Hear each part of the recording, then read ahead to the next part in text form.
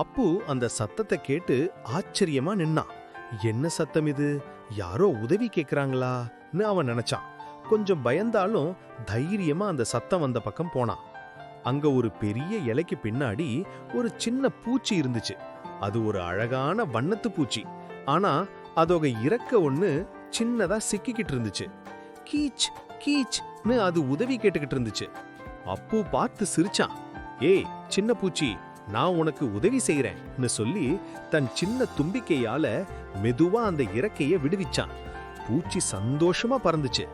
நன்றி அப்பு, நீ ரொம்ப நல்லவன்னு சொல்லி அப்பு கிட்ட ஒரு மேஜிக் பூவை கொடுத்துச்சு. அந்த பூ அப்புக்கு புது சக்திகளை கொடுத்துச்சு. அப்பு அந்த மேஜிக் பூவை பார்த்து ஆச்சரியப்பட்டான். இது என்ன பூ? இதுல என்ன சக்தி இருக்குன்னு அவன் தனக்குத்தானே கேட்டுக்கிட்டான். பூச்சி சிரிச்சுக்கிட்டே சொன்னுச்சு, இந்த பூ உனக்கு பறக்கும் சக்தியை கொடுக்கும். ஆனா நீ அதை நல்ல விஷயங்களுக்கு மட்டும் உபயோகிப்பேன்னு சொல்லி பறந்து போயிடுச்சு. அப்போ அந்த பூவை தன் தும்பிக்கையால பிடிச்சு ஒரு சின்ன மனம் பார்த்தான். திடீர்னு அவன் உடம்பு லேசா ஆகி கால்கள் தரையில இருந்து மேல தூக்கிக்கிட்டு போச்சு. வாவ், நான் பறக்கிறேன்னு அவன் கத்தினான். சந்தோஷமா காட்டுக்குள்ள பறந்து கொண்டிருந்தான்.